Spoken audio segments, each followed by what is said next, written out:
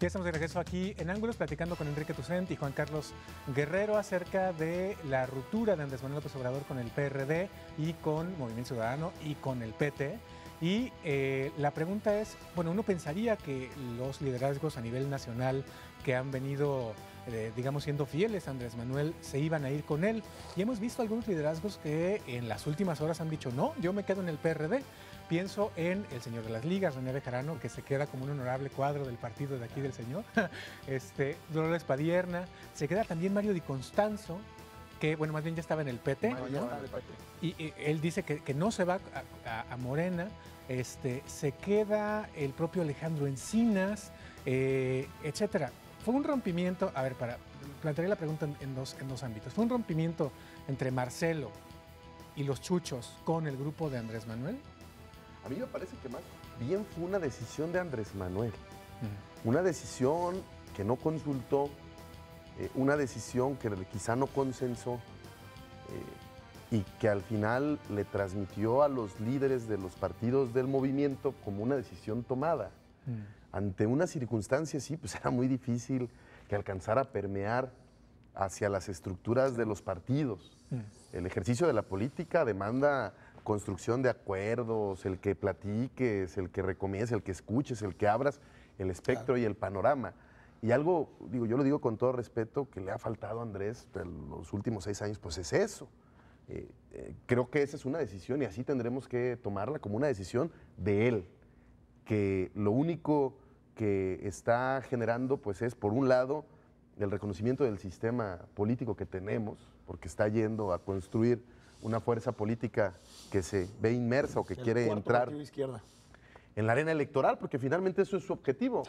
Si no fuera ese, pues se quedan como hace. Si quiere construir un partido es porque va a ir a postular candidatos, va a ir a construir plataformas. Y va a conseguir financiamiento. ¿No? Va a conseguir financiamiento. Yo creo que Juan Carlos no lo puede decir o no lo quiere decir, pero PT y MC van a seguir siendo apéndices de Andrés Manuel. Yo no creo que ahí exista un cambio. Se han siempre movido a las órdenes y a los dictados de Andrés Manuel y no creo que eso vaya a cambiar. La fortaleza de esos partidos depende mucho del liderazgo de Andrés Manuel. Es más, incluso el registro estaría en peligro sin la figura de Andrés Manuel cercana. Y Morena vendría a apuntalar la estructura territorial, pero al final el rompimiento en particular, y yo creo que fue la jornada el que puso nada más con el PRD hoy en la cabeza. Yo creo que el rompimiento es con el PRD en sí mismo. Ya habían roto desde 2007, disculpen, pero 5 años después ya hay un rompimiento formal, ¿no? Hay un rompimiento muy claro. Permíteme diferir un poco desde la parte del análisis. Lo que pasa es que, insisto, él tomó la decisión. Y si bien es cierto, quizá los dirigentes nacionales de MC y de PT irán a seguir acuerpando su movimiento, Andrés ya decidió ir a obtener votos por Morena en el 2015. Ya no va a pedir el voto ni por Movimiento Ciudadano ni por el Partido del Trabajo. Que sí lo hizo antes. ¿La posibilidad de cambiarle el nombre a algunos de esos partidos? Sí, pueden heredarle el registro, pero en su ruta hasta ahorita no se ve. Y no, porque seamos muy claros, él está pensando en que los tiempos del COFIPE establecen que en enero hay que dar aviso al Consejo General del Instituto para que inicie el proceso. O sea, hay que hacer asambleas en cuando menos 200 distritos electorales o en los 32 estados con un cierto número que establece el Código Federal. No creo que haya mayor problema en la constitución de Morena como partido político. Lo que sí es cierto es lo que apunta Enrique, es que bueno, pues hay una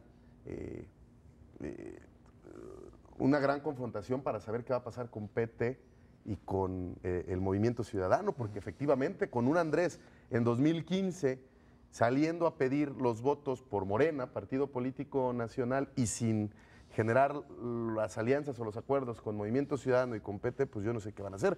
Digo, en ese caso nosotros no tenemos problema, tenemos una marca muy reconocida ya, 23 años de historia, un piso que un está piso, militantes, gobernadores, diputados, presidentes municipales, figuras mucho territorio, como Mancera, como figuras atractivas como Marcelo, Ebrard, como Mancera, Como Graco, que yo creo que Graco va a dar Ahí en también hay positivo de otro que habla de tema. Morelos. Andrés Manuel, ya lo apuntaba Juan Carlos, es un hombre pragmático, es un hombre que busca el poder, es un hombre que su arena es la arena electoral, a pesar de que parezca que de pronto manda otros mensajes, y es un hombre que como un apostador, digamos, en Las Vegas, siempre duplica y triplica las apuestas y te lleva al máximo en términos de apuesta política. Y yo creo que lo que va Andrés Manuel sabe lo que vale. Andrés Manuel no vale por sí mismo 25, 30 puntos. Andrés Manuel por sí solo vale 12, 15 puntos. Y los va a tener que repartir. Y en ese momento va a tener que elegir cuál va a ser su ruta. Y ahí sí estaría de acuerdo en que el MC y el PT tal vez no sean sus prioridades, pero seguramente se van a colgar en el mismo proyecto. Yo sí veo al PRD que si construye una agenda democrática, que es la que está planteando, corrupción, tema de reforma política, reforma electoral, yo lo veo mucho más cercano de empezar a pactar en algunos temas con el PAN que con los otros aliados de izquierda.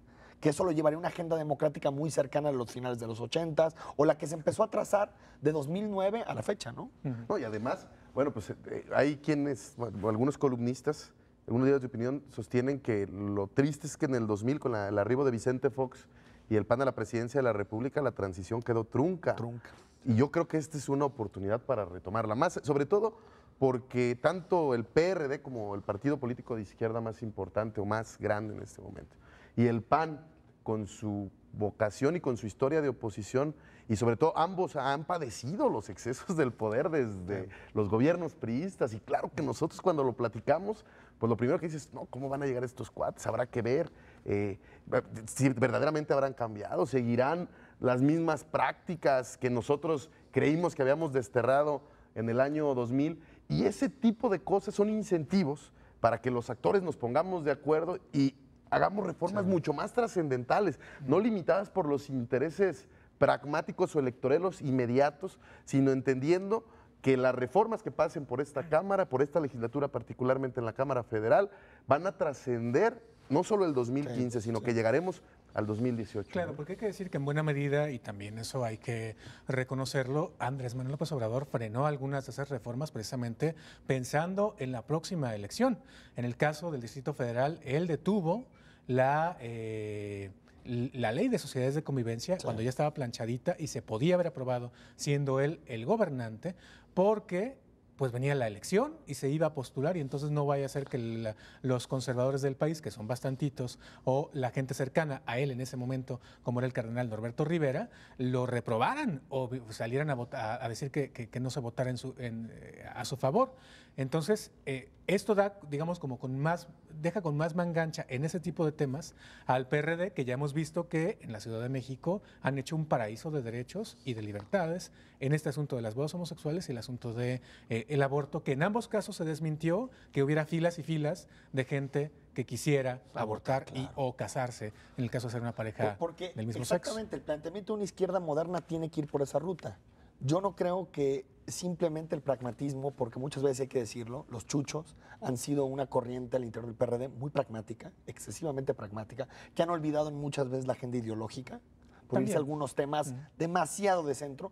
Yo creo que si tienes una agenda sólida de izquierda, pero admites que tienes que jugar en las instituciones, es una buena mezcla para hablar de una democracia. Perdón que difiera, voy a tomar el ejemplo que ponía Ricardo, pero hoy ya no es ni siquiera perredista, pero en aquel momento hacía causa con los chuchos.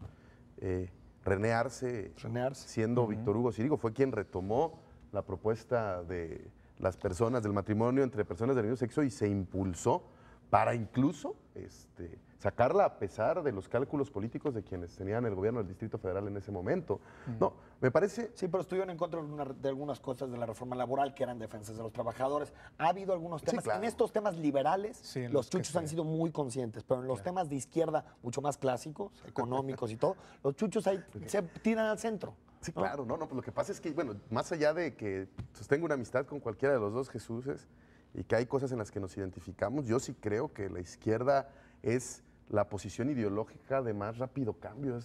Tenemos la necesidad de adecuarnos a realidades que desgraciada o afortunadamente en este mundo de tecnologías pues te alcanzan de una semana a otra y que tienes que ir siguiendo conforme se comportan las economías globales. Hoy alguien que aspire a ser gobierno y que quiera construir un discurso en contra de la globalización, pues se quedó 40 años atrás. Digo, pues la globalización ya la implementaron, ya se equivocaron, ya se dieron de topes, claro. Ya cayó la crisis del 2008. Ahora andamos viendo qué reinventamos o qué relanzamos. Y todavía hay compañeras y compañeros que yo respeto mucho, que a los que les tengo cariño, pero que siguen utilizando un discurso antiglobalización. Hombre, pues vamos viendo cómo nos adecuamos. Ya vimos que no funciona, sí es cierto, ya ganamos. Alguna vez se lo dije a un compañero en un debate.